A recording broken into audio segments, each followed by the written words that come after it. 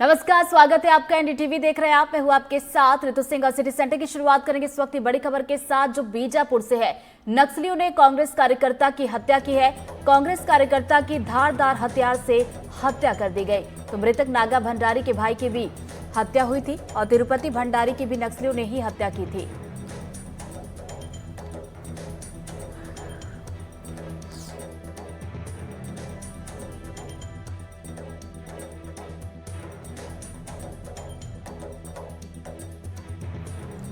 तो बीजापुर से बड़ी खबर आप तक पहुंचा रहे हैं। नक्सलियों ने एक कांग्रेस कार्यकर्ता की हत्या कर दी है और धारदार हथियार से मौत के घाट उतार दिया है। ज्यादा जानकारी लेंगे हमारे सहयोगी विकास तिवारी हमारे साथ जुड़ गए, सीधा उनका रुख करेंगे। विकास, कब का ये पूरा घटनाक्रम है? विकास, क्या आप तक मेरी आवाज पहुंच रही है? चलिए दोबारा जुड़ने की कोशिश करेंगे। आपको एक बार फिर से खबर बता देते हैं। नक्सलियों ने कांग्रेस कार्यकर्ता की हत्या की है और कांग्रेस कार्यकर्ता की धारदार हथियार से हत्या कर दी है। तो मृतक नागा भंडारी के भाई की भी हत्या कर दी गई थी और तिरुपति भंडारी की भी नक्सलियों ने हत्या की थी। उसूर थाना क्षेत्र के मारू डाबका की घटना बताई जा रही है। तो ये बड़ी खबर आप तक पहुंचा रहे हैं बीजापुर से, जहां पर नक्सलियों की तरफ से कार्यकर्ता की हत्या की गई है। धारदार हथियार से हमला करके मौत के घाट उतारा गया। तो देखिए, जिसकी हत्या हुई है उसके भाई की भी हत्या नक्सलियों ने ही पहले की थी और बताया जा रहा है कि उरूर थाना क्षेत्र के मारू डाबका की ये पूरी घटना है।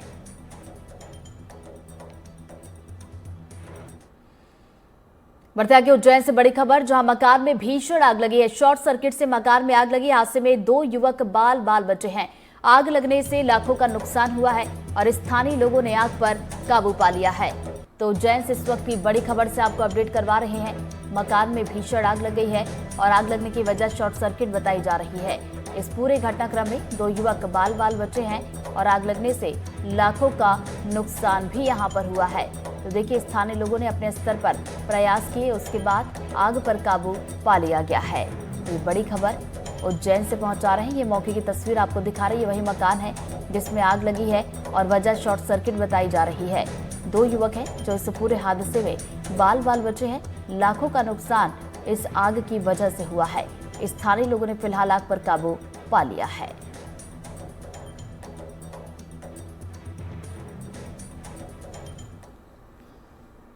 बड़ी खबर भोपाल से, शादी समारोह में मारपीट हुई है। 2 गुटों में जबरदस्त मारपीट हुई। मारपीट के बाद गाड़ियों में आग भी लगा दी गई। हिस्ट्री शीटर बदमाशों ने अटैक किया है और दोनों पक्षों के खिलाफ मामला दर्ज कर लिया गया। 5 बदमाशों को पुलिस ने गिरफ्तार भी किया और 6 साल पुरानी रंजिश के चलते ये पूरा बवाल हुआ है। तो ये बड़ी खबर भोपाल से आप तक पहुंचा रहे हैं। शादी समारोह जहां मारपीट हुई है और 2 गुटों में जबरदस्त मारपीट हुई और इस मारपीट के बाद देखिए गाड़ियों में भी आग लगा दी गई। बताया जा रहा है कि हिस्ट्री शीटर बदमाशों ने अटैक किया और दोनों पक्षों के खिलाफ अब मामला दर्ज किया गया है और 5 बदमाश बताए जा रहे हैं जिन्हें पुलिस ने गिरफ्तार कर लिया है। तो भोपाल से ये पूरा मामला सामने निकल कर आया है। हिस्ट्री शीटर बदमाशों ने ये पूरा अटैक किया और इस पूरे घटनाक्रम के बाद देखिए मामला थाने तक भी पहुंचा है और कार्रवाई करते हुए पुलिस ने 5 बदमाशों को गिरफ्तार भी कर लिया है। और ज्यादा जानकारी के साथ हमारे सहयोगी आकाश हमारे साथ जुड़ गए, सीधा उनका रुख करेंगे। आकाश, क्या ये पूरा मामला था? देखिए, अवधपुरी के बीडीओ रोड पर चल रही एक शादी में 6 साल पुरानी रंजिश को लेकर बदमाशों ने जमकर कहर बरपाया। इसमें कुछ जो बदमाश हैं वो पहले गाड़ियों को तोड़ा फोड़ा, इसके बाद उसमें आग लगा दी और ये पुराना विवाद बताया जा रहा है जिसको लेकर ये पूरा दोबारा मसला खड़ा हुआ और पुलिस ने दोनों पक्षों की शिकायत के आधार पर क्रॉस एफआईआर दर्ज किया है।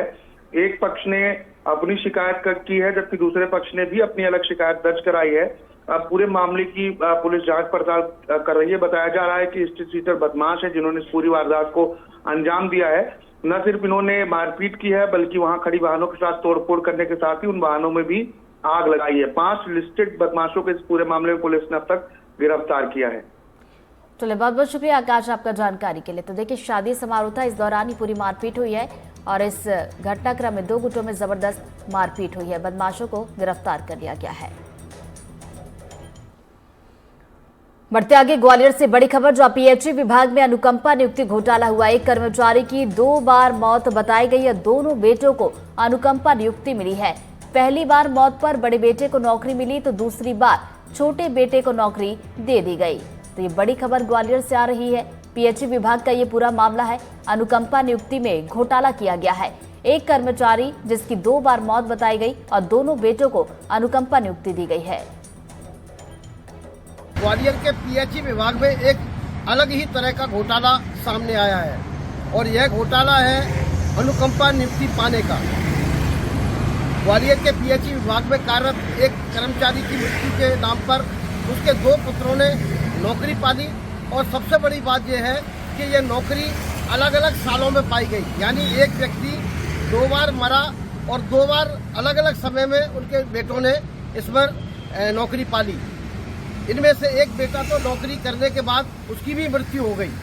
अब यह मामला उजागर होने के बाद पीएचई विभाग के अधिकारी जांच की बात कह रहे हैं और उनका कहना यही है कि वो मानते हैं कि ये गड़बड़ी है और ये गड़बड़ी कोई रैकेट तो नहीं कर रहा है, इसीलिए इसकी जांच के लिए एक विस्तृत कमेटी बनाई गई है और इसकी विस्तृत तौर पर जांच की जा रही है।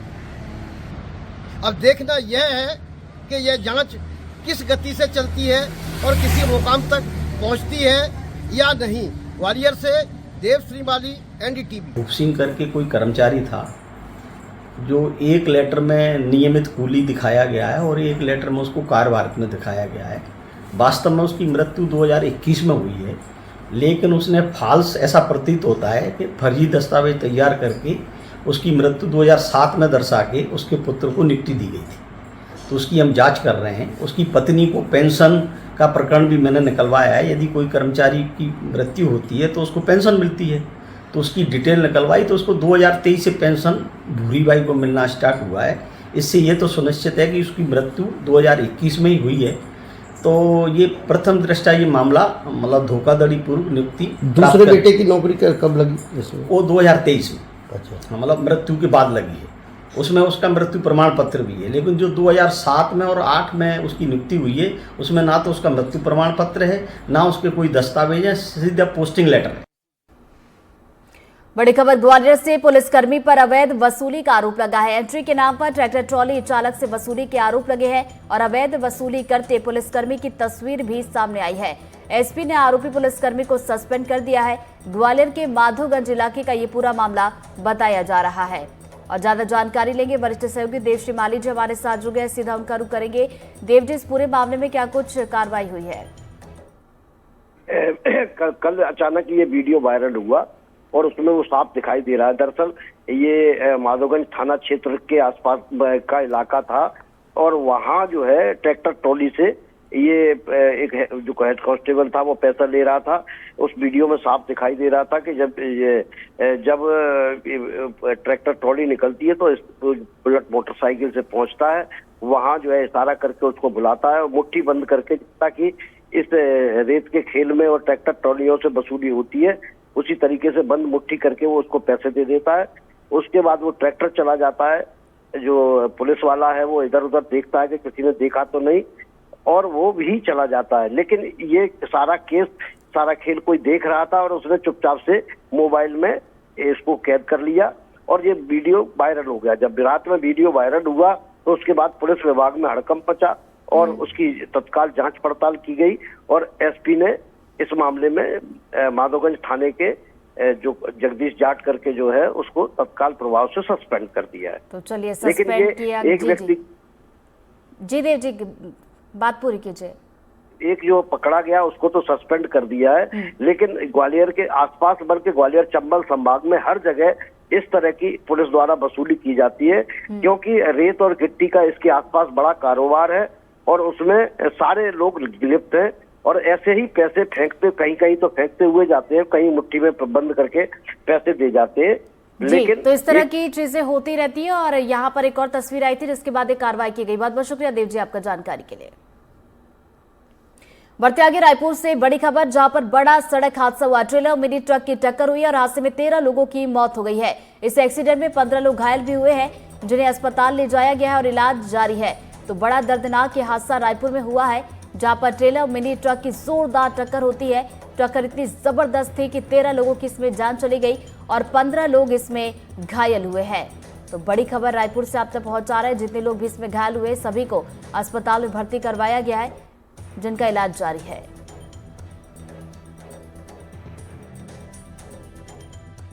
रायपुर और बालादो बाजार मार्ग पर सारा गांव के पास एक बड़ा हादसा हुआ है और जो वहां की तस्वीरें निकल के आई हैं वो बेहद दुखद हैं और कहा जा रहा है 13 लोगों की इस हादसे में मौत हुई है। जो जिनकी मौत हुई है उनके शव को राजधानी रायपुर के मेकाहारा अस्पताल के मॉर्चरी में लाया गया है, जहां पर उनका पोस्टमार्टम होगा। तस्वीरों में देखिए कि ये तमाम जो लोग हैं वो उनके परिजन हैं, जिन्होंने किसी न किसी ने अपने परिवार के लोगों को खोया है। उनमें से एक है हमारे साथ, उनसे बात करते हैं। सर, क्या नाम है आपका? विक्रम साहू। क्या किस तरीके से ये घटना हुई, कुछ जानकारी आप थे क्या उसमें? उसमें तो नहीं थे, मेरे घर परिवार का थे सब। कौन कौन था आपके परिवार से? माँ थे, बीबी थे, बच्चे थे, भाभी है, चाची, बहन सब। तो कितने लोग की जानकारी? लगभग 50 लोग थे उसमें टोटल। टोटल 50 गाड़ी में थे। हाँ। तो कहाँ जा रहे थे? चटौत से बाना गए थे, छठी के कार्यक्रम था बुआ के बेटी के यहाँ, उसी में शामिल होने गए थे। तो ये घटना कैसे हुई, कुछ जानकारी लगी आपको? टेलर ठोका है सर। टेलर से? हाँ। तो कितने लोग परिवार के नहीं रहे? अलग अलग परिवार के? अलग अलग परिवार के है ना सब अलग अलग। हाँ। ये देखिए कि हमारे पास सवाल ही नहीं है, क्योंकि जिन्होंने खोया है वो कितने दुखी हैं उनकी बातों से समझा जा सकता है। लेकिन ये तस्वीर देखिए कि ये मंजर जो है ये मर्चुरी के पास का मंजर है, जहाँ पर परिजन पहुँचे हुए हैं। इस दर्दनाक घटना में 13 लोगों की मौत हुई है, जिसमें 9 महिलाएं और बच्चे शामिल हैं। कुल मिलाकर ये कहा जा सकता है कि जो रात में हादसा हुआ वो बेहद दर्दनाक है और कई परिवारों के घरों से जो खुशी के लिए गए हुए थे, खुशहाली के लिए गए थे, उनके जब वो घर लौटे तो उनके घर में मातम छा गया। रायपुर से कैमरा पर्सन प्रवीण साहू के साथ जुल्फिकार अली, NDTV। एक जो यहाँ से ट्रेलर जा रही थी जिसमें लोहे का बड़ा स्ट्रक्चर उसमें लोडेड था, उसके साथ में उधर से चटौत की ओर आने वाली जो स्वराज माजदा गाड़ी है, जिसमें लगभग 30-35 लोग सवार थे, उनके दोनों गाड़ियों के बीच में आपस में टक्कर होती है, जिसके कारण से मौके पर जो स्वराज माजदा गाड़ी में बैठे हुए थे उनके गिर जाने के कारण से और जो एक्सीडेंट में आई चोटों के कारण से वहाँ मौके पर 13 लोगों की डेथ हुई है। और बाद उसमें जो घायल 14 लोगों को पहले खरोरा में इलाज कराया गया, उसके उपरांत मेकाहारा में ला करके उसका उचित इलाज कराया जा रहा है। ट्रेलर में लोहे का बड़ा सा स्ट्रक्चर लोडेड था, जिसके कुछ हिस्से ट्रेलर के बॉडी के दोनों ओर निकले हुए थे। इस कारण से हम लोगों ने इसको गैर इरादतन हत्या मानते हुए उसके विरुद्ध में कार्रवाई कर पहले इस ट्रेलर से टकराया, ट्रेलर के स्ट्रक्चर से, बाद में स्वराज माजदा वहाँ से आगे बढ़ते हुए दूसरी गाड़ी से पुनः टकराया दूसरी बार।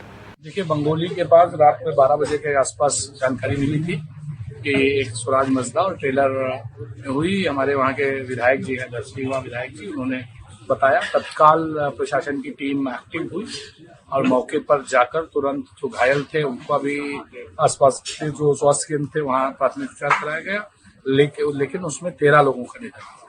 सर, इंजर्ड भी होंगे कोई? हाँ, इंजर्ड 11 से 12 लोग इंजर्ड हैं। इनको प्राथमिक चिकित्सा के बाद हमने रायपुर बुला लिया है, उनकी पूरी स्क्रीनिंग करके अगर कोई आवश्यकता होगी तो उनको तत्काल सहायता करेंगे। रायपुर हादसे पर प्रदेश के डिप्टी सीएम अरुण साहू ने भी दुख जताया। उन्होंने कहा कि वो सड़क हादसों को लेकर समीक्षा बैठक भी करेंगे। अत्यंत हृदय विदारक घटना है। मैं सभी मृतकों के प्रति अपनी श्रद्धांजलि अर्पित करता हूं, परिजनों के प्रति सहानुभूति प्रकट करता हूं। घटना की जांच होगी, जांच के बाद जो भी दोषी पाया जाएगा कड़ी कार्यवाही होगी। माननीय मुख्यमंत्री जी लगातार संपर्क में हैं और पीड़ित परिवार को हर संभव मदद भी पहुंचाई जाएगी। देखिए, सड़क हादसों में मौत के जो आंकड़े हैं वो सभी को चिंतित करते हैं। सड़क दुर्घटनाओं में मौतों का जो आंकड़ा है वो और भी उपाय करने के लिए बाध्य करता है और किया जाएगा। जबलपुर में प्रतापपुर गांव के लोगों ने मझगवा थाने का घेराव कर दिया। देर रात बड़ी संख्या में ग्रामीण थाने पहुंचे और थाना प्रभारी का विरोध किया। दरअसल मझगवा बाजार में प्रतापपुर का एक ग्रामीण खरीदारी करने आया था। उसने एक दुकान के सामने अपनी गाड़ी खड़ी कर दी।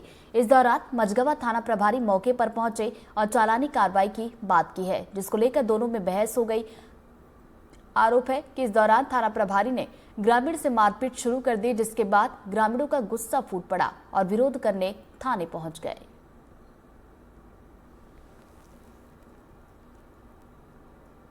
रायपुर में 1800 पाकिस्तानी नागरिक एसएसपी लाल उम्मेद सिंह का बयान आया है। सभी की पहचान हो गई है और निर्देश मिलने पर कार्रवाई भी की जाएगी। तो बड़ी खबर रायपुर से आप तक पहुंचा रहे हैं। रायपुर में 1800 पाकिस्तानी नागरिक हैं और इसको लेकर एसएसपी लाल उम्मेद सिंह का बयान आया और ये बताया बयान में उन्होंने कि सभी की पहचान हो गई है। निर्देश जैसे ही मिलेंगे उसके बाद कार्रवाई की जाएगी। निवासरत हैं उसमें लॉन्ग टर्म वीज़ा वाले हैं। इन सभी को जुलाई तक का है कि अगर फर्दर एक्सटेंशन के संबंध में उनको जुलाई तक आवेदन दिया जाना है। हम लोगों के द्वारा उन सभी लोगों को आइडेंटिफाई कर लिया गया है और जब भी आगे से निर्देश प्राप्त होगा आगे कार्रवाई की जाएगी। इसमें लगभग 1800 के आसपास वीज़ा धारक यहाँ हैं, जिसमें से 2 मुस्लिम्स हैं, बाकी शेष हिंदू समुदाय से संबंधित। बलरामपुर में रेत माफिया का आतंक। जी हां, बलरामपुर में रेत माफियाओं का आतंक देखने को मिला है। कार्रवाई करने आए पुलिसकर्मी को रौंद दिया गया। माफिया ने कांस्टेबल पर ट्रैक्टर चढ़ा दिया। घटना में कांस्टेबल की मौके पर ही मौत हो गई है। अवैध रेत खनन पर कार्रवाई के दौरान हत्या हुई है और कन्हार नदी से झारखंड ये रेत ले जा रहे थे। आरोपियों की तलाश अभी की जा रही है। तो बड़ी खबर बलरामपुर से आप तक पहुंचा रहे हैं। रेत माफियाओं का ऐसा आतंक की कार्रवाई करने गए पुलिसकर्मी को रौंद दिया है।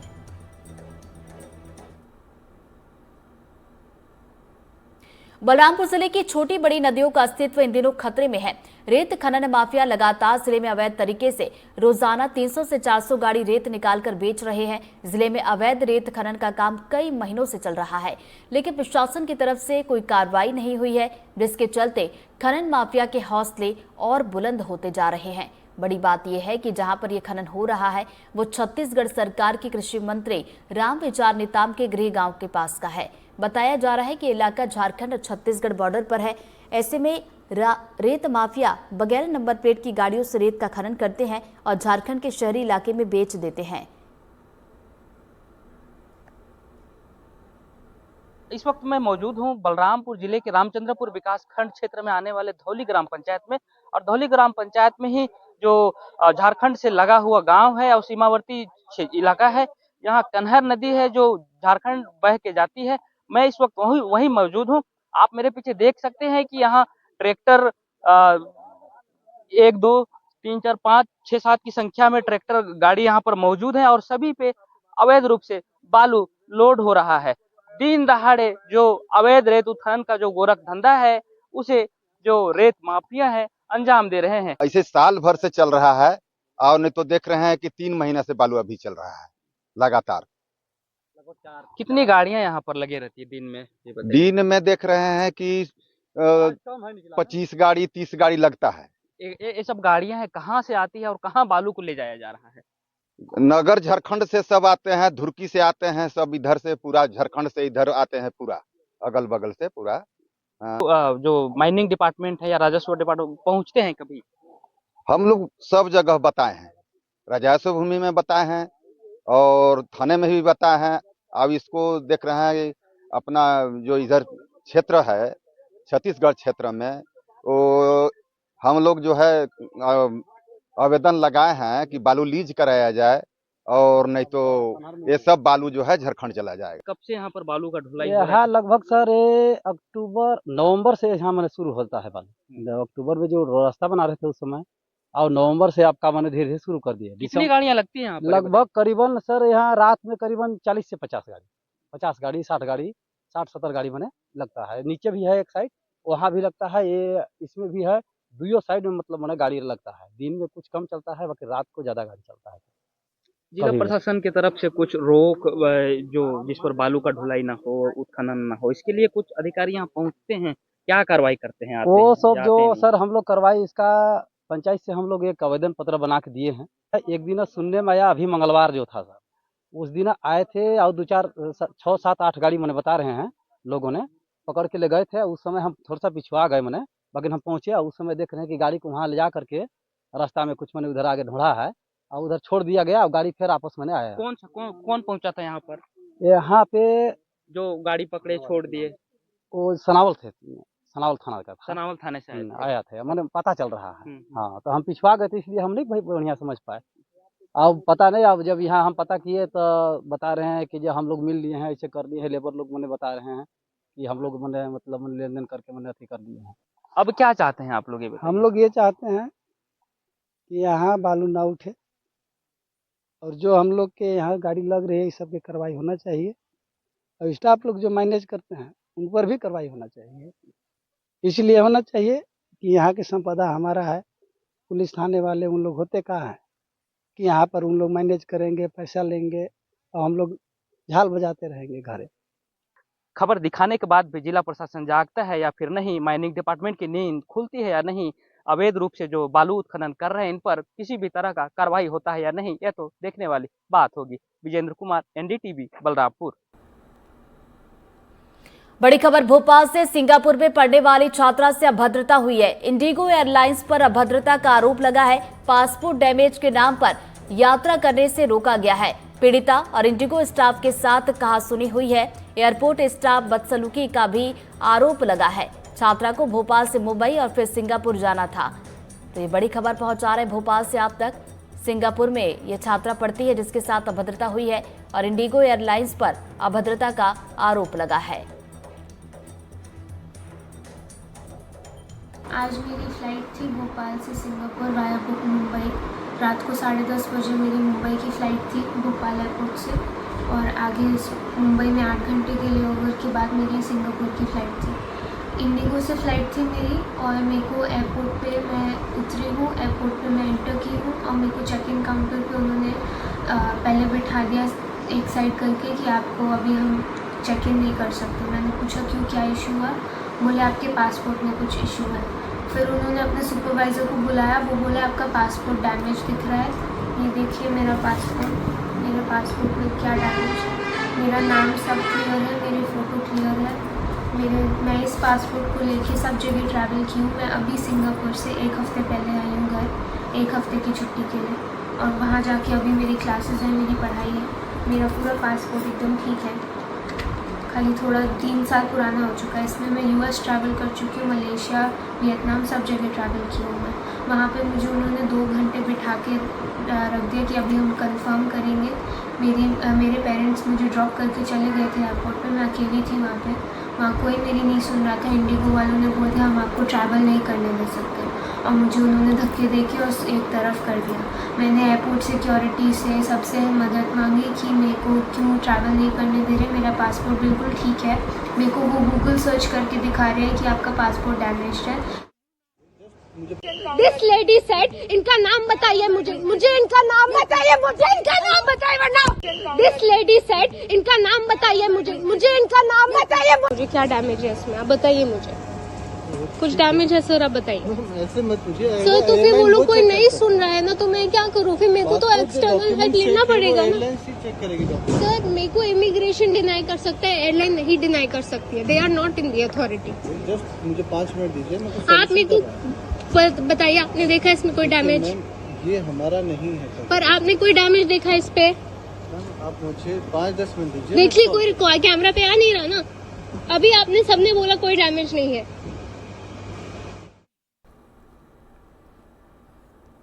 बड़ी खबर अंबिकापुर से, जो अज्ञात लोगों ने जेसीबी में आग लगा दी है। पत्थलगांव से धनोरा ये जेसीबी मशीन लाई गई थी और जेसीबी मशीन जलकर खाक हुई है।